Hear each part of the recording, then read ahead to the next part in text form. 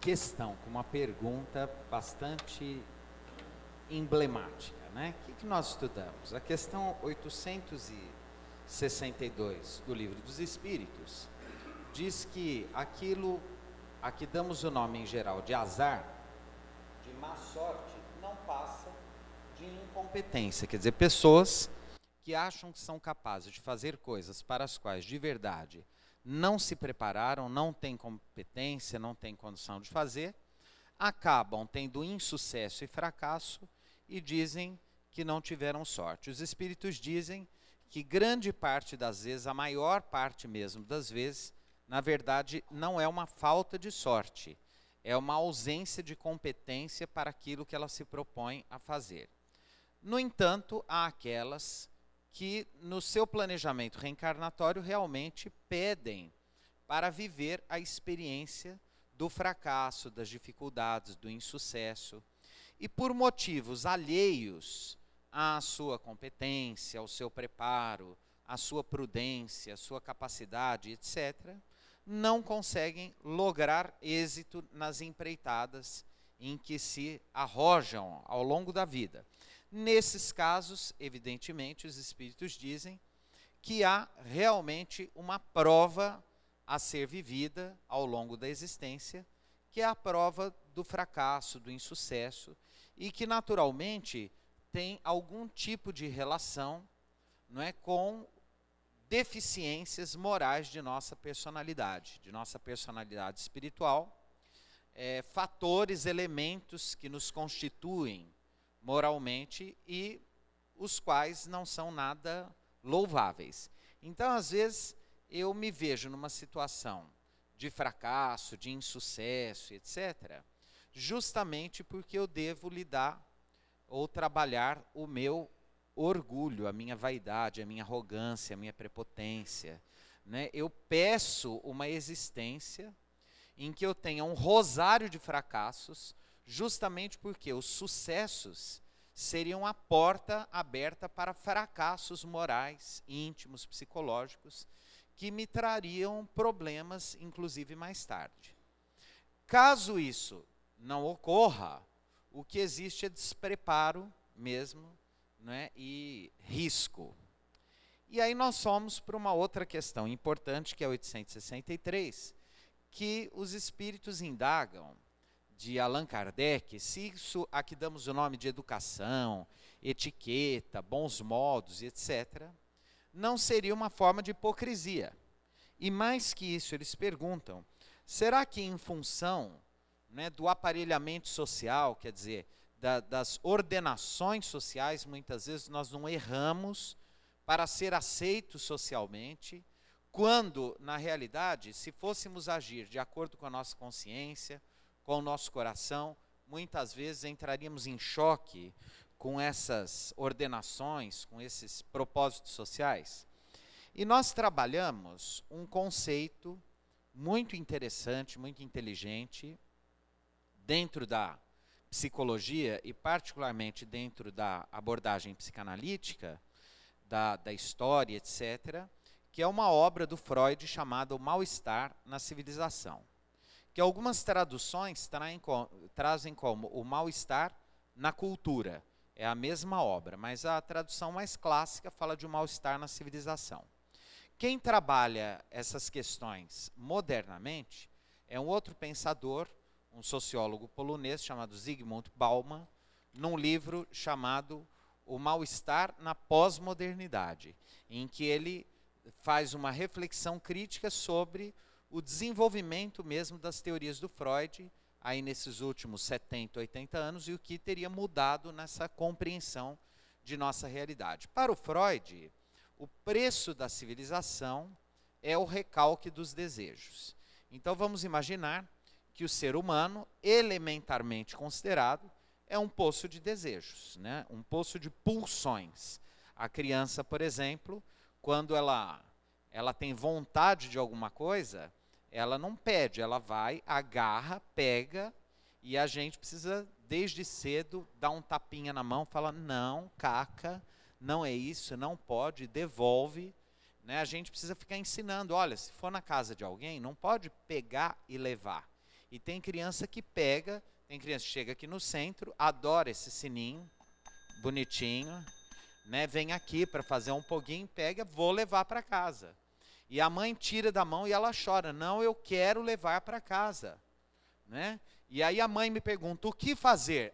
Eu digo, arranque da mão desse pequeno delinquente e me devolva este sininho. Por quê? Porque não é dele. É simples, né? Mas como assim? É uma criança. Justamente. Se fosse um adulto, nós chamaríamos a polícia. Como é uma criança, nós chamamos o pai e a mãe. Quer dizer, para ensinar que não se pode pegar o que é do outro. Ou seja, ele quer muito, a criança quer muito. Quer, pode? Não. Não pode. É triste? Muito. A vida é assim? É. Quando que as coisas mudam? Nunca. Nós vamos passar a vida até os 100 anos querendo coisas que nós não podemos. Esses dias eu vi um vídeo na internet muito interessante. Eram 2 bebês. Deviam ter assim, o bebê começa a andar assim, com 8 meses, 9 meses, já começa a firmar, né? Querendo andar, etc. E aí tinha uma chupeta e o outro estava sem chupeta. O outro vai na direção de um e pega a chupeta, mas arranca, mas enfia o dedo no olho, na cara, pega assim e põe na boca. O outro olha feio para ele, vai, pega a chupeta da boca do outro e põe na boca. E a baba vai com aquele fiozinho assim. Aí o outro vem, pega da boca do outro, põe na boca. Aí o outro vai, pega da boca. E é um vídeo muito interessante, porque se não tem um adulto que chega e coloca o fim, eles vão ficar ali pegando um da boca do outro, porque é assim, é o desejo. E curiosamente, nós desejamos o que nós não temos, porque o que nós temos a gente não precisa desejar, já que tem. Então o desejo vem daquilo que está fora de nós, que é inacessível, que é difícil, né? E como diz o ditado, em geral é mais gostoso, tudo que é imoral é ilegal ou engorda. Não é verdade? Então, por exemplo, eu nunca vi uma pessoa com perspectiva de sucesso com um rodízio de verduras, por exemplo. Tipo assim, 10 reais coma à vontade. Um sujeito brigando que a rúcula não passa. Entendeu? Reclamando, né? O povo reclama de bolinho de bacalhau, de rúcula ninguém reclama não. Né? Olha, o brócolis, não aguento, mas já pedi o brócolis, jiló, entendeu? A gente, em geral, sente desejo por coisas que não são, né, necessariamente assim, saudáveis, não é? E esse é o desejo. Aí a gente tem que aprender que tudo tem um preço, né? Então, se eu quero me manter saudável, ter boa forma, etc., eu preciso comer coisas sem graça. Tipo, por exemplo, maçã. Eu nunca vi alguém falar assim, olha, eu estava com tanta fome que eu ficava pensando numa maçã. Né? Ninguém pensa numa maçã quando tem fome, né? A gente pensa em, né, sei lá, hambúrguer com muito bacon e queijo. E pão, carboidrato, entendeu? Carboidrato é um negócio, né, muito bom. Por quê? Porque a gente, em geral, precisa do carboidrato para ter energia, né? Então a gente tem desejo de pão, de bolo, de doce, né, de chocolate. Quem gosta de álcool tem, né, desejo de uísque, de cerveja, né, de Coca-Cola, brigadeiro, né? A gente tem desejo de brigadeiro, estrogonofe, bacalhau. Ninguém tem desejo de maçã, mas a gente come uma maçã todo dia para viver com saúde e alegria. Não é verdade? É bom. Quando a gente pensa que vai fazer bem, fica bom. Mas assim, por gosto mesmo, é complicado. Mas a gente come. Porque a gente se habitua àquilo que é bom. Criança, assim, faz bom para a saúde. Fala, né? Criança fala que faz bom para a saúde. Faz bom para a saúde? Faz bom para a saúde. O que faz mal, a gente aprende que tem que dar uma controlada. Em tudo. Em tudo. Né? Tudo. E o que faz mal? É só não. Determinados hábitos, inclusive morais, né? A queixa é um hábito que, se a gente não tomar cuidado, a gente se queixa o dia inteiro, reclama de tudo. Né? Tem gente que, algumas pessoas, a gente tem até dificuldade de perguntar aquela perguntinha básica, que é mera etiqueta. De verdade, a gente não tem interesse. Mas a gente pergunta, bom dia, bom dia. De verdade, vamos ser sinceros, aquela pessoa pouco importa para você, ok? Como a maioria das pessoas, de verdade, pouco importam. Quem que importa para a gente? As pessoas próximas que a gente ama e quer que vivam eternamente e que a gente se colocaria na frente do atirador para salvá-las. O resto, a gente até gosta, mas não é aquela coisa, né? E aí você fala, como vai? Faz 20 anos que a pessoa responde assim, vai tocando.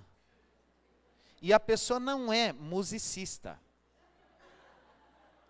Não é.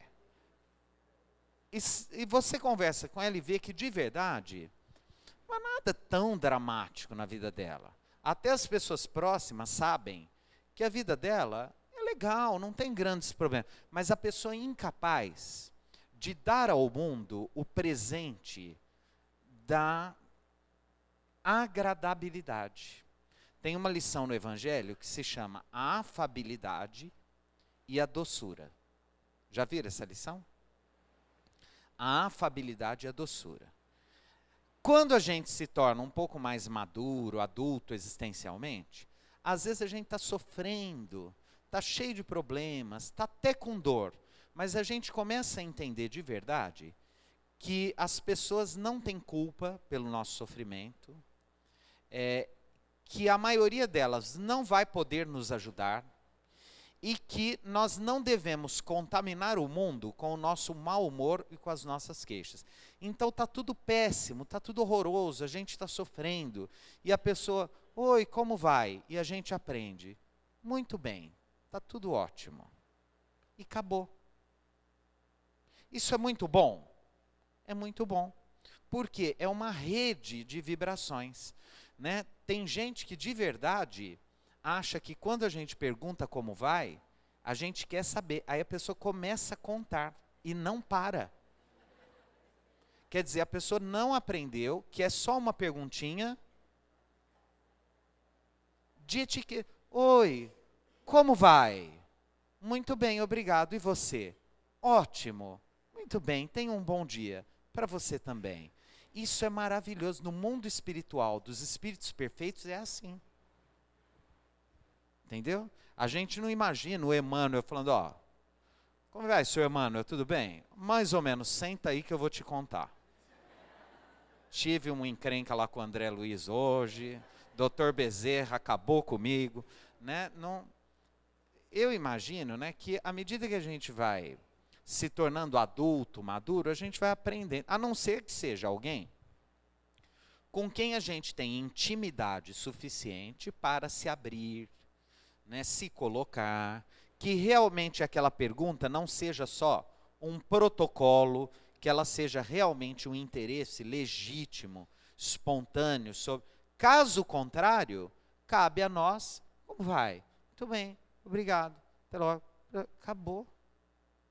Não vamos contaminar o mundo com as nossas queixas e com os nossos problemas. Eu estou com uma dor. Para isso tem Voltaren, Novalgina, tem uma injeção boa de Dexacitoneurin, Profenide. Em último caso, tem Dimorfe, tem aquele que chama Dolantina. É bom também. É bom também.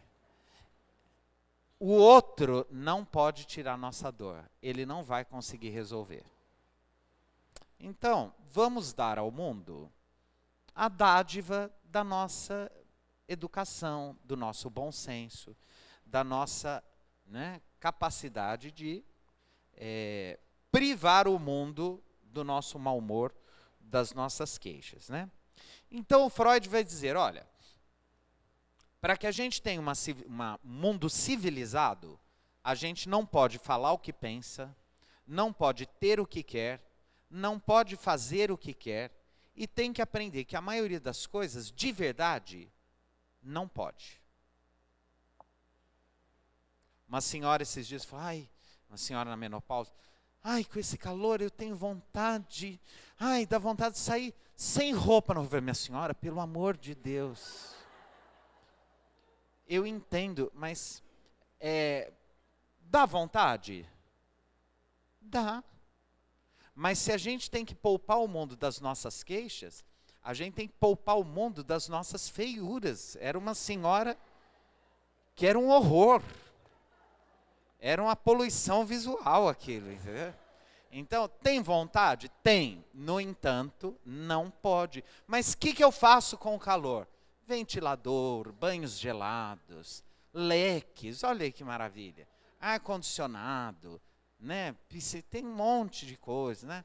Agora, toma um calmante, entendeu? Toma um Lexotan, um diazepam, entendeu? Faz alguma coisa. O problema é que não dá para sair sem roupa. Não dá para sair sem roupa.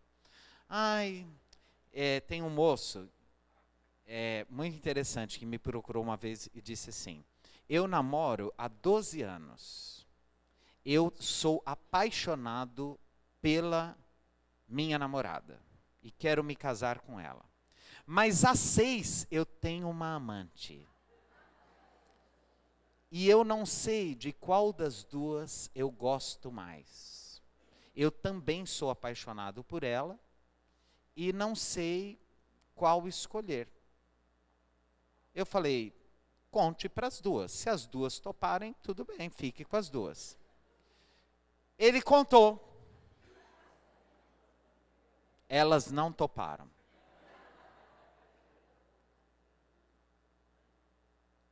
E ele escolheu ficar sozinho.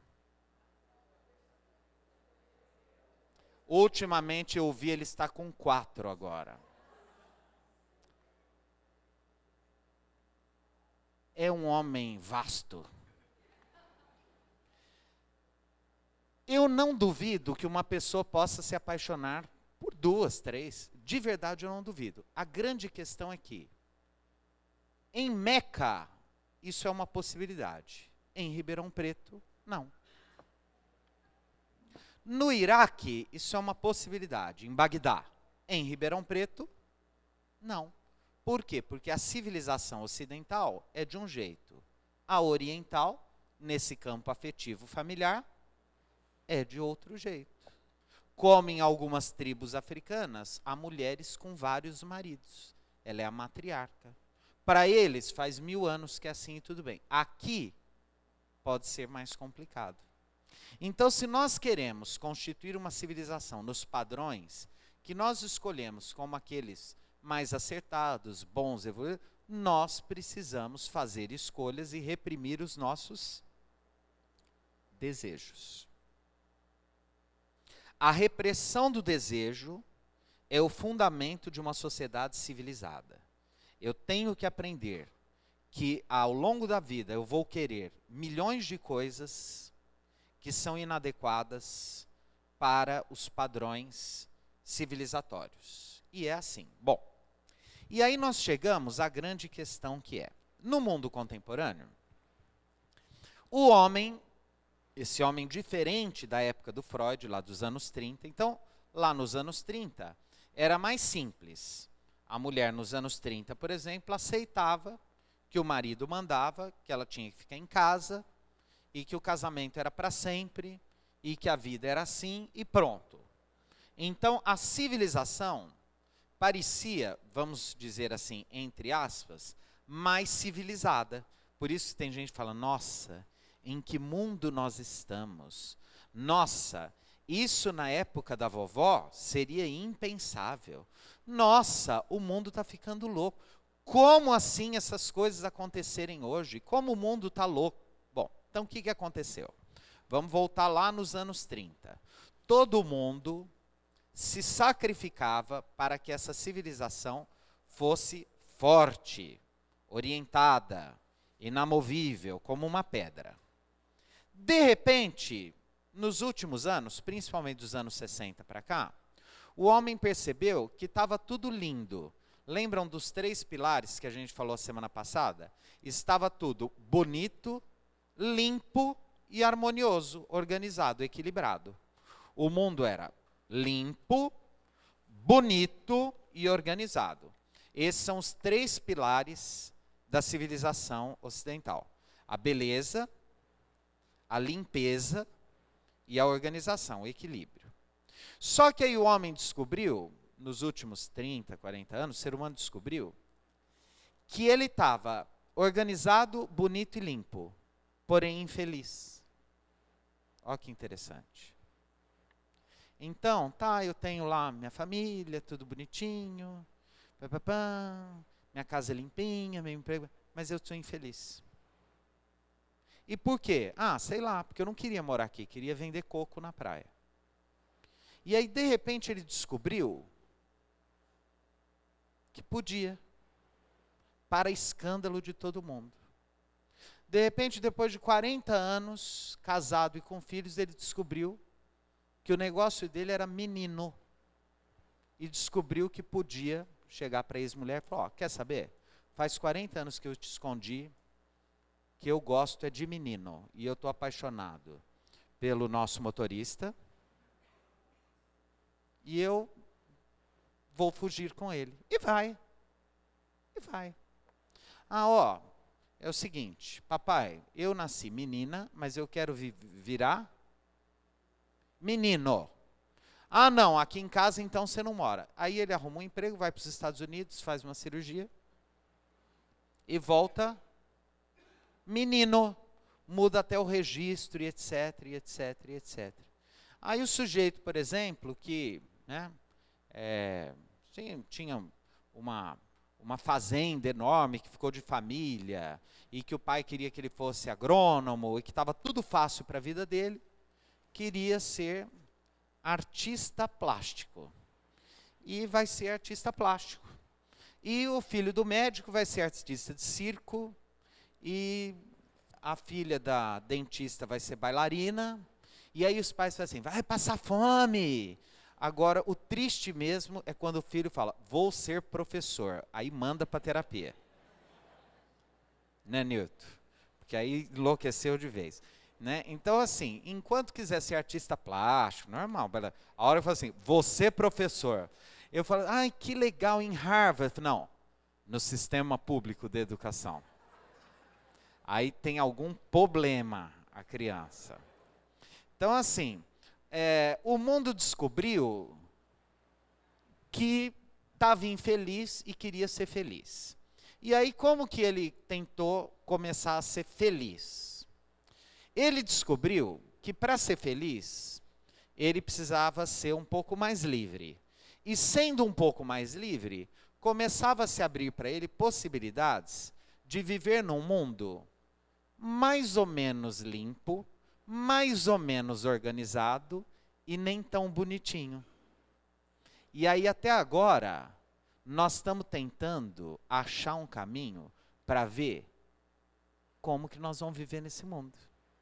Então vocês vão me perguntar: mas aí, André, e agora? E joga fora. Por quê? Não tenho a resposta. E os espíritos? Também não. Por quê?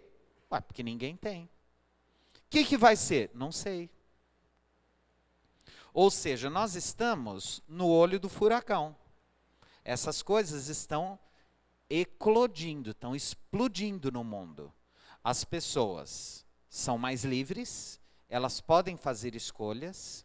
O mundo hoje é fragmentário, não existe só um conceito do que seja o certo, o errado, o adequado e o inadequado. A ética, ela está se sobrepujando à moral. De certa forma, isso é bom, e para quem não entende a diferença entre uma e outra, a moral ela tem a ver com os hábitos mais sociais, consolidados historicamente pela sociedade. A ética já tem a ver com fazer o bem para o outro, criar um ambiente bom para todo mundo, não lesar a ninguém, não, né, fazer o mal, né? Isso é bom, de certa forma, é uma evolução. Por outro lado, nós ainda estamos lidando com essa dinâmica de transformações e não sabemos direito como instrumentalizar isso e como fazer. Então, às vezes, os pais têm surpresas com os filhos e ficam muito em dúvida sobre como lidar. Né, olha, meu filho não gosta de estudar. Lá em casa nós somos todos pós-doutorados em Harvard, mas ele quer, porque quer fazer um curso de serralheiro, porque ele gosta, né, ele quer ter uma oficina. E aí o pai entra em parafuso, mas como assim, cheio de livro, e o menino quer ser serralheiro? Não que tenha um problema com ser serralheiro, mas eu não entendo, eu devo deixar, não devo, obrigo a estudar, vai para a faculdade, o que eu faço? Ninguém sabe. Olha, minha filha é tão bonita, e com 8 anos a mãe dela já fez o enxoval para quando ela se casasse. E agora, esses dias, ela chegou com a namorada em casa. Como que eu faço? As pessoas têm dúvida. Olha, meu menino fez 18 anos e colocou 5 piercings e fez 48 tatuagens. Eu sempre achei que isso era coisa de gente que não presta. Mas meu filho é maravilhoso. O que eu faço agora? Eu deixo ele entrar em casa com as tatuagens? Eu ponho ele para fora? Eu digo que ele não é mais meu filho? Como fazer? Ah, olha, nós somos espíritas. E o meu filho, de repente, fez uma carreira como pastor da Igreja Universal. E aí, o que eu faço? Vou para a Universal? Ponho uma foto do Edir Macedo em casa? Tento levar para desobsessão lá no centro? Procura um centro mais forte, assim? As pessoas não sabem o que fazer, porque antigamente filho de espírita era espírita, filho de católico era católico, filho de judeu era judeu, e agora não é mais. Ah, deixa eu contar uma historinha. Esses dias, uma amiga minha tem uma filhinha de 3 anos e meio. E aí estava me contando, porque ela está estudando direito, a mãe está estudando direito. E o pai é advogado. Então eles conversam sobre direito no jantar, no almoço, tem os livros. E esses dias a mãe chegou para ela tem 3 aninhos. A mãe chegou para ela e falou assim, ela chama Lívia. Lívia, você vai comer e tomar banho. Ela falou, não. Como não, Lívia? Você vai comer e tomar banho. Não, eu só vou comer. Não, Lívia, você vai comer e tomar banho. Ela virou e falou assim, mamãe, escuta, você não tem os seus direitos? O papai tem os direitos dele. Eu tenho os meus direitos. E eu não quero tomar banho. Aí a mãe falou assim, cala a boca, menina, que direito, coisa nenhuma, você só tem 3 anos. Fique sabendo que você vai ter seus direitos quando você fizer 18 anos e tiver o seu dinheiro. Ela olhou para mim e falou assim, credo, mas vai demorar muito então. Aos 3 anos, a menina olhou e falou assim, eu tenho os meus... Olha, que diaba essa menina. Então, assim, o mundo mudou? Muito, muito. Algumas, um monte de coisas para melhor, outro um monte de coisas para pior. Isso tem nome, se chama crise. Crisis é um radical grego, quer dizer transformação, mudança. O que vai rolar? Como eu já disse, não sei. O que nos resta? Orar. É o que nós vamos fazer agora. Pedir inspiração para o alto, né? Que os bons espíritos nos inspirem, para que a gente faça, dentro dessa nossa liberdade, as escolhas que nos comprometam menos, que a gente aprenda a ser adulto existencialmente, né, que a gente aprenda a viver nesse mundo que está difícil. Pelo menos, se a gente não conseguir fazer todo o bem que a gente gostaria, passar sem fazer o mal para ninguém, sem comprometer ninguém, sem, né, arranhar a vida de ninguém, e isso já terá sido uma grande vitória. E aí nós continuamos essas mesmas questões no próximo domingo, tá bom?